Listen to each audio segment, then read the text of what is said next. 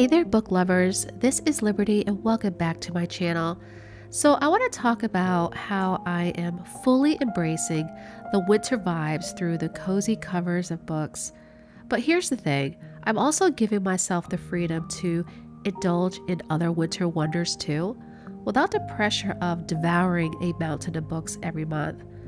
I think sometimes as a booktuber, we are kind of forced to read a lot of books, which is fine for a lot of people. However, it really left me with very little time to do other things, and I have mentioned before, I would like to do more things on my channel. So today I'm going to go over the 3 books that I read for the month of August.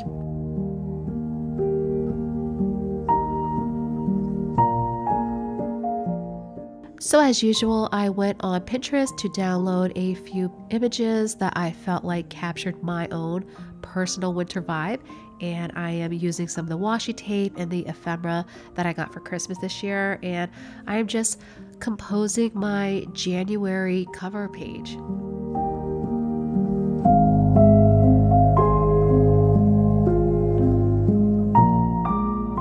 So I really wanted to go for a heavy book theme with book pages, and I'm just rounding the corners, and then I'm using my handy desk vacuum to get any bits and bobs off the page. Now I wanted to really have like words in the background, and I know a lot of people feel weird about taking books and using them like this. I look at it like this. I know a lot of people value books as a sacred object.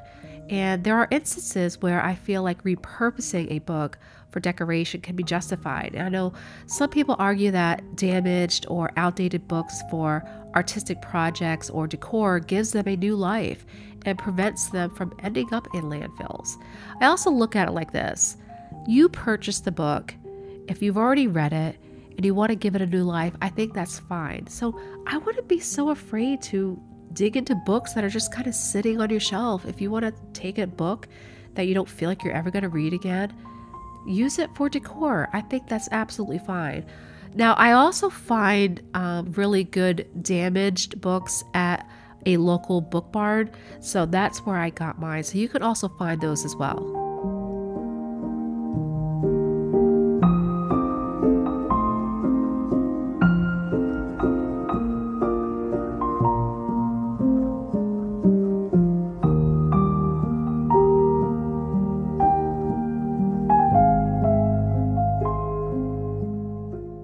One of my favorite things to do is to de-stress the edges of this tea stain paper that I made, because I feel like it allows the scrap of paper to pop off the page a little bit, and it gives it that weathered, burnt look to it that I just love.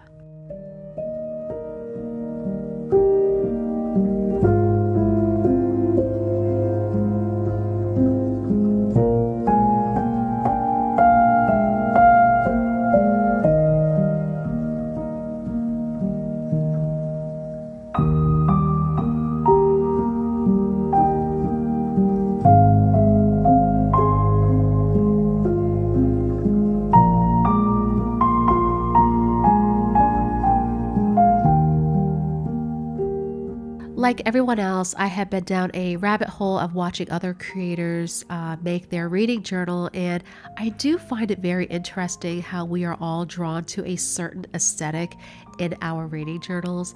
I've seen people make beautiful minimal spreads, and then I see a lot of people like myself that just adds a lot to their spreads.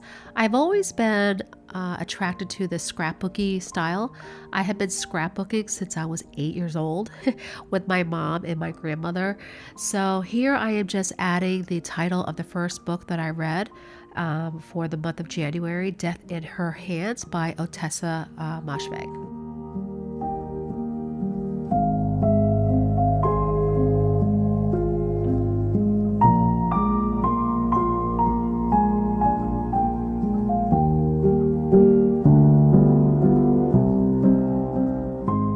This year, I wanted to add the first line to all of the books for my book entries, and the first book that I read is Death in Her Hands by Ottessa Moshfegh. And you are following the story of an elderly widow who discovers a note while she is walking with her dog. The note describes a murder, but there's no evidence of a crime.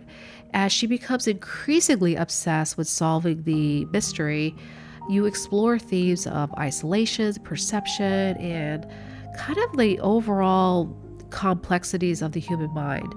It is very weird, and as you know, Otessa is very raw with her writing style, and she is very gross. Really bizarre writing. I read 2 other books by Otessa. I read My Year of Rest and Relaxation. I also read Lapvona, which is probably the most disgusting novel I've ever read. But I really appreciate her writing because she's very daring to kind of go there with her writing. So the next spread for the next book, I wanted to add like this burnt washi tape, which I am obsessed with. It's so beautiful. And I was kind of reaching for that old vintage burnt map theme because the next book takes place in Antarctica.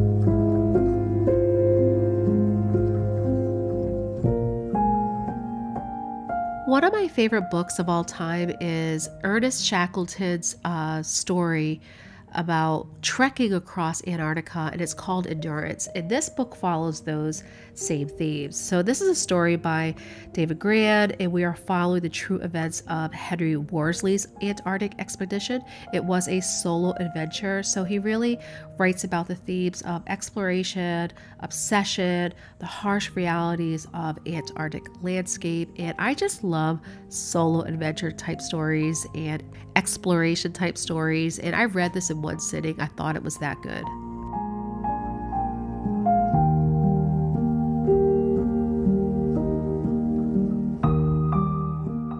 So I found this really cozy looking sweatery or blankety type of scrapbooking paper here, and I don't even know where I got it. I've had this in my ephemera for so long, and I thought I would just use it because I'm feeling in the cozy mood for this spread here. So I just wanted to kind of distress the edges and just kind of make a nice cozy theme for the next spread.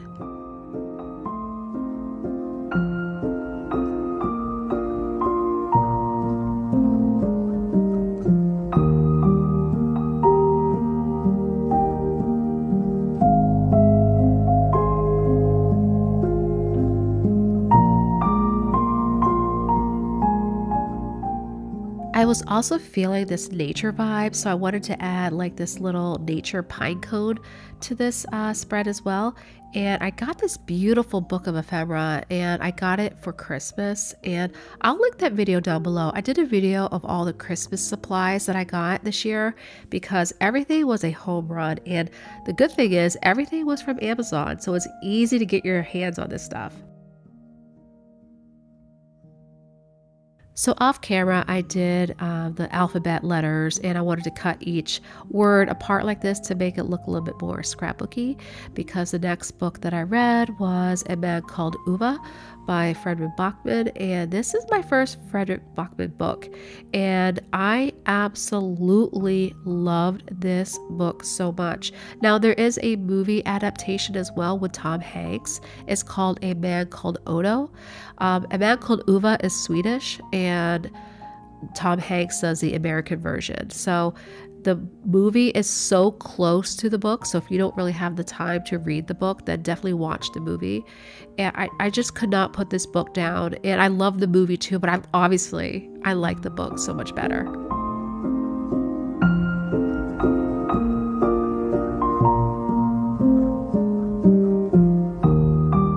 So here I am. I'm going to highlight the 3 books that I read so far this year because I have a 50 book goal that I have for 2024. And then I am checking off beside the book for my shelf neglect. These are all the books that I have been neglecting for a long time. And then reading around the world. So A Man Called Uva is a Swedish book, so I am highlighting Sweden. And then obviously a ton of my books will be from American authors, so I just figured I would just highlight the United States in the meantime. I want to try to fill this map in the best that I can. And then I printed out the 3 book covers for my Canon Ivy mini printer. And finally, they are all the same size. So just a quick flip through of what I have going on so far. So finally this year I have an index. I did not have one for my last year's book journal. Then you can see I have my 3 books highlighted for my 50 book goal. And then I checked off beside one of my shelf neglect books because I want to try to get to these books this year. And then I have the 2 countries that I read from for my Reading Around the World challenge. And then as you can see, I have my book covers here.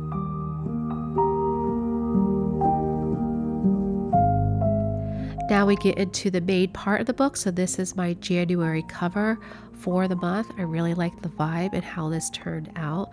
I am really attracted to the colors of this. And then we get into Death in Her Hands. Again, very scrapbooky. It's kind of like the style I've always liked when I do a book journal or any type of journaling, really. So then we get into the next book, The White Darkness. And again, I was trying to go for a vintage map feel with this. I feel like I need to find a map that I could put in my journals. And the last spread is A Man Called Uva. And I wanted to add a cozy vibe to this. Well, that is it, you guys. Thank you for hanging out with me again today. And until next time, cheers.